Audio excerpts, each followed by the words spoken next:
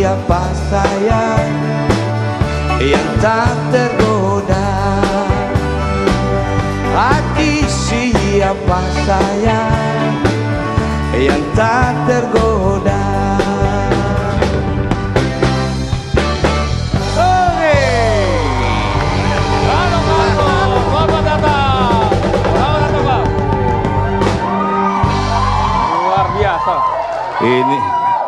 Ini kok studio gelap begini ya?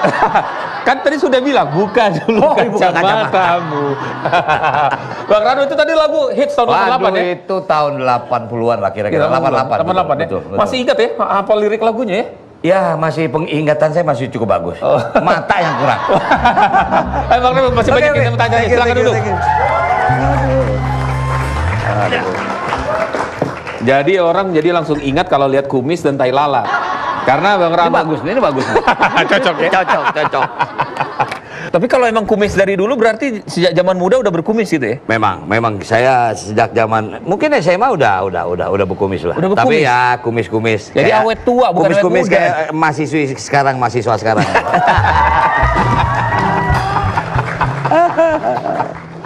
Nah sekarang apa sih kegiatan setelah nggak jadi gubernur lagi nih kan? Waduh, kenceng amat lo ngomongnya. Kembali ke habitat. Habis kayaknya kan sempat mau maju lagi ternyata. Ini kan salah doa Babe nih. Kan salah doa Benyamin. Bener didoain jadi gubernur jadi. Cuman sekali-kali. Kan dia doanya gitu. Sekali-kali gue melihat lo jadi gubernur dulu. Sekali doang jadinya. Jadi hasilnya Babe ngomong kayak. Maksudnya kan berkali-kali lu jadi gubernur ya. Minimal 2 kali, cuma sekali ya udah. Tapi alhamdulillah itu doa. Itulah kadang-kadang Riz, maaf ya, di sinetron Abang dulu tuh itu nggak ada dalam cerita. Ucapan itu tuh, ucapan Benyamin tuh nggak ada dalam naskah. Nggak ada ya, skrip. Nggak ada, sekeluar seenak dia aja. Kayak misal tukang insinyur, anakku jadi tukang insinyur. Nggak ada tukang insinyur.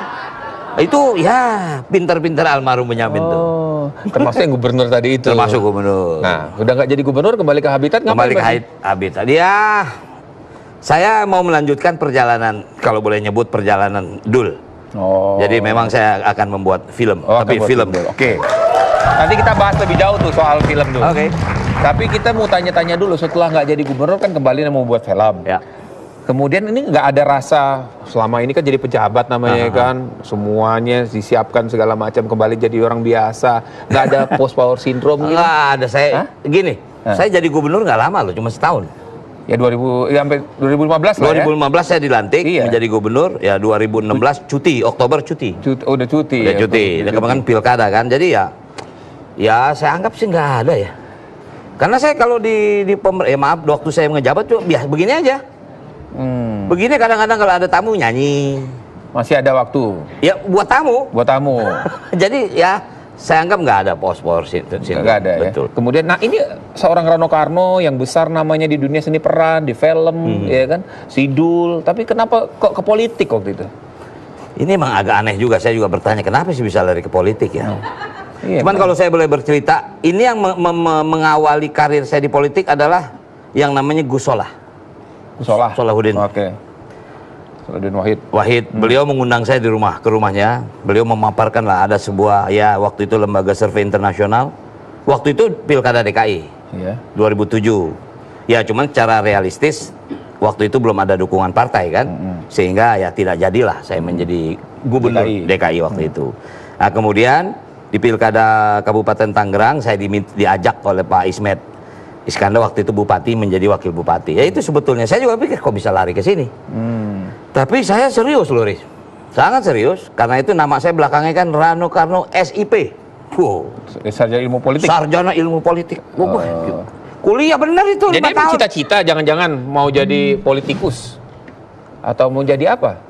Sebetulnya memang kita semua harus berpolitik. Harus.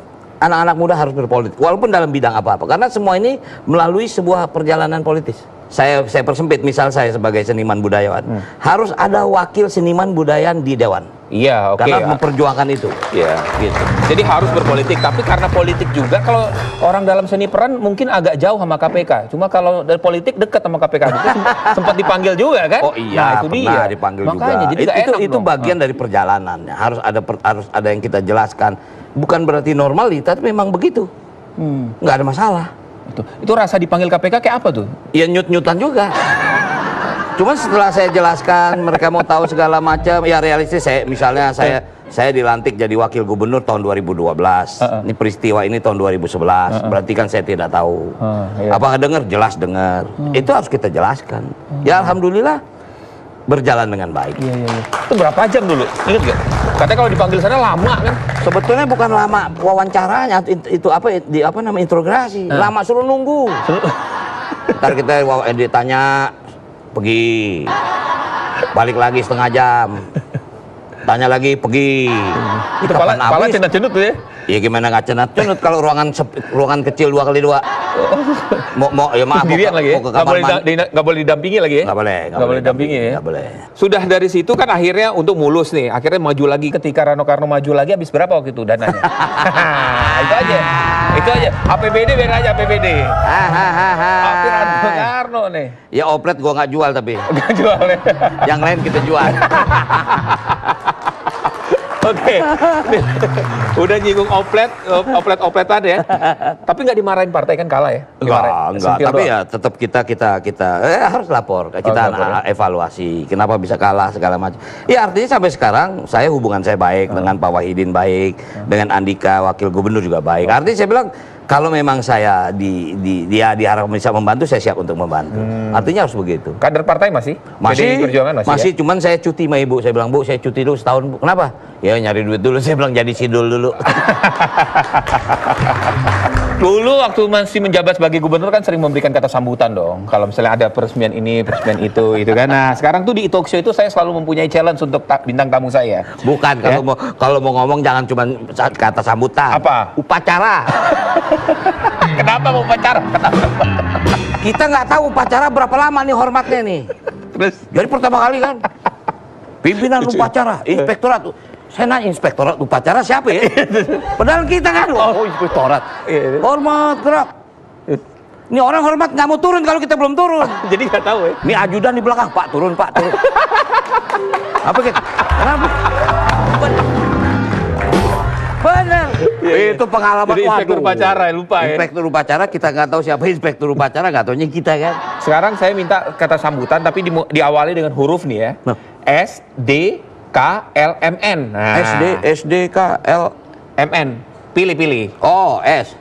Ya udah. Selamat pagi Bapak Ibu sekalian. Berdiri dong, berdiri. Oh. Coba kasih sambutan. Oh, kata depannya sambutan. berarti depannya S semua berarti awalnya. Hah? Depannya S semua. Selamat datang seluruhnya. Apa lagi tuh? Terus sambutan. Lu ngujinya nggak ada begini zaman kita jadi gubernur baca semuanya. Apalagi S. Sekalian silakan duduk. Ya udah semuanya ada habis. Ya udah. Gubernurnya bingung. Kita kembali lagi sesaat lagi. Hatiku untukmu hanyalah untukmu ku serahkan,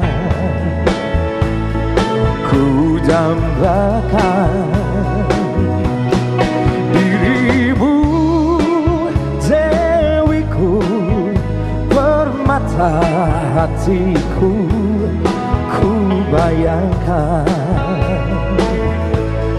di setiap waktu.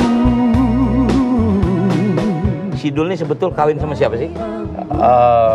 Sarah atau Jenal?